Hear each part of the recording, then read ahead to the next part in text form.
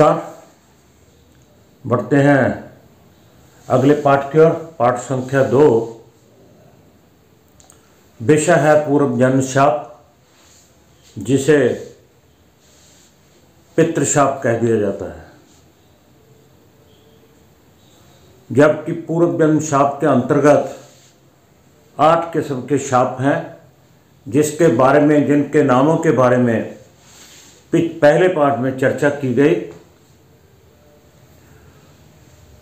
और इस पाठ में मैंने 2 श्लोक लिए हैं। ये उन जो शाप 8 किस्म के हैं उनका अध्ययन करने से पहले इन 2 श्लोकों को अगर हम ध्यान में रखेंगे तो पंचम भाव से जो संतान के बारे में प्रॉब्लम आती है, चर्चा होती है, अगर इन 2 श्लोकों का ध्यान रखेंगे तो हम बड़ी आसानी से बता देंगे कि औलाद होगी या नहीं होगी। तो मात्र ये कह देने से कि सूर्य के साथ राहु आ गया या चंद्रमा के साथ या किसी और वजह से पितृशाप है, आपका कोई काम नहीं बन रहा, पितृ दोष है,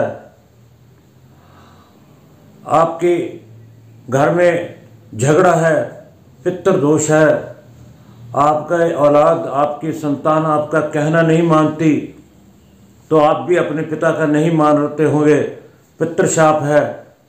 तरह तरह की बातें, उन बातों पे मत जाइए, शास्त्रों का अध्ययन कीजिए।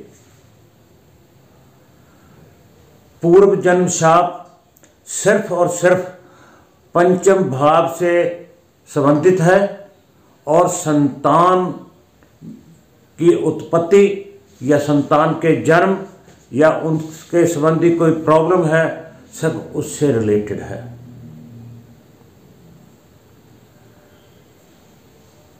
मात्र ये कह देने से कि पितृशाप है, आपका ऐसा नहीं होगा, वैसा नहीं होगा, ऐसा कुछ नहीं है। बढ़ते हैं पहले इन 2 श्लोकों की ओर।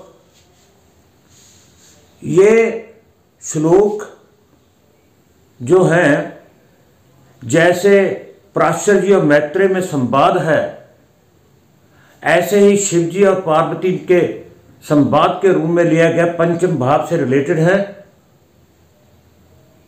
और ये जो ज्योतिष है, वेदों का अंग है,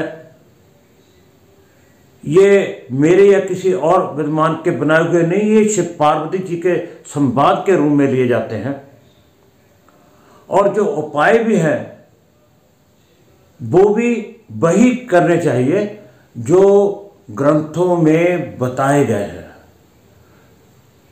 जो शिव पार्वती जी के संवाद के रूप में लिए गए हैं, उन्होंने पूछा है महादेव से और महादेव ने पार्वती जी को बताया है। ऐसा जो चर्चा है उसी के आधार पर हमें चलना चाहिए, ना कि कोई दूसरे वहम या भ्रम के ऊपर नहीं जाना चाहिए। हाँ, अगर योग बनते हैं, योगों की जो सर्पशाप, पितृशाप, मातृशाप की जो 8 किस्म के हैं, उनके एक एक श्लोक का अध्ययन इस पाठ के बाद आगे हम शुरू करेंगे और साथ के साथ उनके उपाय की बात की चर्चा होगी। पहले ये श्लोक, पहले श्लोक में बड़ा क्लियर से लिखा गया है, गुरु लग्नेश दारेश पुत्र स्थान दीपेशु च। पहले क्या गया है? गुरु। गुरु कौन है? संतान का कारक, पंचम का कारक, स्थिर कारक पंचम का गुरु। लग्नेश, लग्नेश कौन है? हमारा तन, जिसको पुत्र की प्राप्ति होनी है। दारेश सप्तम का स्वामी, दारेश जिसे क्लत्र भाव कहते हैं उसका स्वामी, क्योंकि पत्नी और पति दोनों के संयोग से ही संतान की प्राप्ति होती है। गुरु कारक, लगन तन और दारेश पत्नी का स्वामी, पत्नी भाव का स्वामी दारेश का, पुत्र स्थान दीपेशु च, और चौथा क्या क्या है, पुत्र स्थान का पंचमेश की बात की है। पुत्र स्थान दीपेशु च, 4 की बात की है, गुरु की, लग्नेश की, सप्तमेश की और पंचमेश की। गुरु, लग्नेश, सप्तमेश और पंचमेश,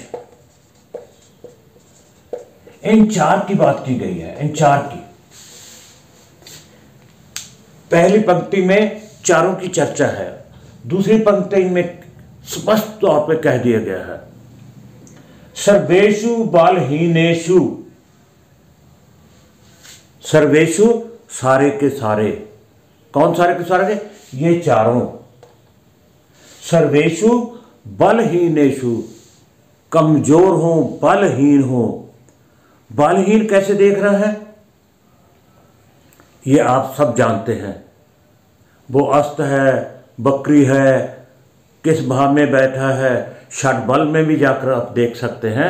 अगर चारों के चार ये सब बलवान और बलहीन, हम पहले फलित जो चैप्टर है उसमें सब पढ़ चुके हैं। सर्वेषु बलहीनेषु, सभी के सभी बलहीन हों, चारों। वक्तव्य, ऐसा कहा जाता है तन्पत्यता कि औलाद, तन्पत्य यानी औलाद होने में असमर्थता, यानी औलाद का ना होना, संतान के होने में प्रॉब्लम आना। किसके कारण आई है? इन चारों को देखना पड़ेगा,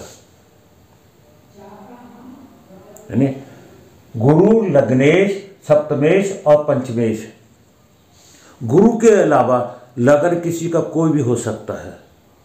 जब लगन की राशि चेंज हो गई तो पंचमेश और सप्तमेश की भी राशि चेंज होगी। पंचमेश और सप्तमेश, लग्नेश कोई भी हो सकता है। उन तीनों के साथ साथ चौथा गुरु जो कारक है, अगर वो भी कमजोर है, बलहीन है, तो संतान की उत्पत्ति में, संतान के जन्म लेने में, संतान के होने में प्रॉब्लम है। डॉक्टर के पास जाते हैं, डॉक्टर कह देता है दोनों के दोनों ओके है, शारीरिक तौर पे स्वस्थ हैं। फिर हमारे बारी आती है ज्योतिषियों की, ज्योतिषाचार्यों की। फिर हमने देखना है कि क्यों नहीं, जब तन के रूप से स्वस्थ हैं तो किस कारण से है, देरी किस कारण से है, होगा या नहीं होगा, क्या कारण है। फिर पहले सॉरी सबसे पहले हम यहां दृष्टि दिलाएंगे इन 2 श्लोकों के ऊपर, फिर कॉम्बिनेशनों पे जाएंगे। सर्पशाप, पितृशाप, मातृशाप, मातुल्यशाप, भ्रातृशाप, ब्रह्मशाप, पत्नीशाप, प्रेतशाप, ये 8 किस्म के शाप जो हैं, इनके कॉम्बिनेशनों पे जाने की बाद में बारी है। पहले ये 2 श्लोक हमें देख लेने चाहिए। दूसरा श्लोक क्या कहता है? रविवार राहु शन्य। रविवार, रव और आर 2 शब्दों, 2 का मेल है ये। रवि से रव, सूर्य, आर, मंगल। रविवार का अर्थ क्या है इसका? सूर्य और मंगल। राहु शन्य, राहु और शनि 5 मूल तक 5 अशुभ ग्रह हैं। सूर्य, मंगल, शनि, राहु और केतु। इन पांचों में ये चार की चर्चा है, केतु की नहीं है। लोग उंगली उठाने लग जाते, प्रश्न करने लगते हैं, आप केतु की बात नहीं करते। यहीं पे शंका जो है खत्म हो जानी चाहिए। जब पितृ शाप की बात करते हैं, सूर्य के साथ केतु आ गए, मंगल चंद्रमा के साथ केतु आ गए, तब भी हम पितृ या मातृशाप कह देते हैं। सततम केतु कुलस्य उन्नति।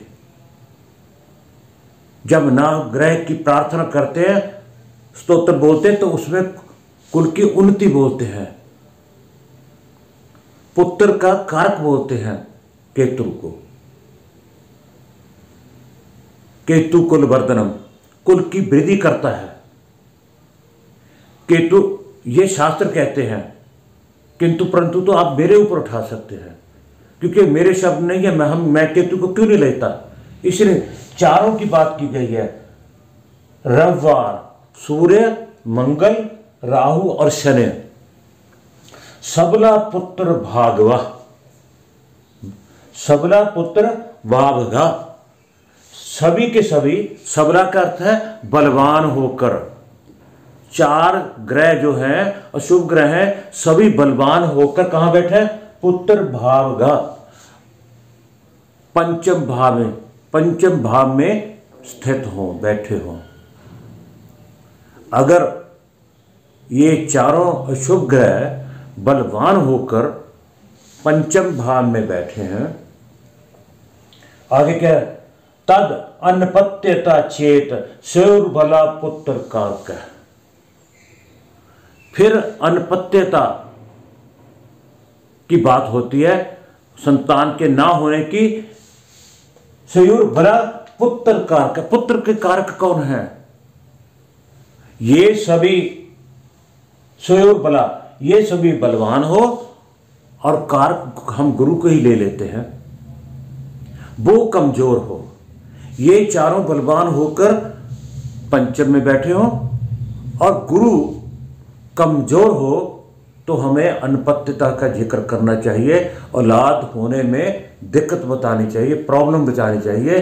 किसके कारण है, कौन कितना है, कहाँ का स्वामी है, उसके आधार पर बलहीन है, बलवान है, ये सभी बातें हम फलित चार्ट में, फलित भाग में पढ़ चुके हैं। अगर किसी की नहीं पढ़ी तो 1 से लेकर 133 जो वीडियो है उनका अध्ययन करें क्रम से। अब ये जो चैप्टर शुरू है इसको भी क्रम से ही पढ़ें, तब बात समझ में आसानी से आ जाती है। सो इन दो जो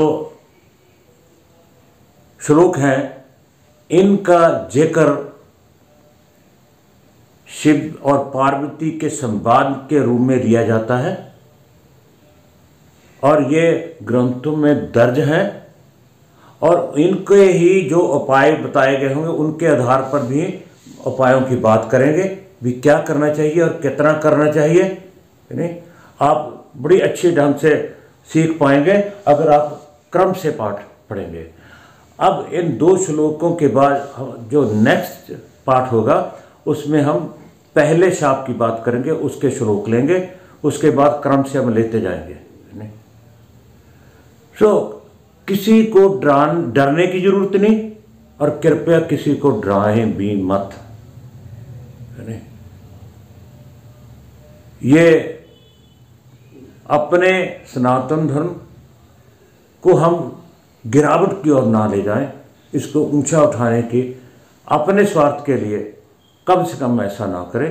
है नहीं, जो शास्त्र कहते हैं उनके अगर ये योग बनता है, उसका जो उपाय शास्त्र में दिया वो करवाना ठीक है। जो आप मेहनत करते हैं उसके लिए आपको दक्षिणा लेना बनता है, नहीं, परंतु ध्यान दें भी शास्त्र क्या कहते हैं। ज़्यादा नहीं, इसमें इतना ही। आप सबका बहुत बहुत धन्यवाद।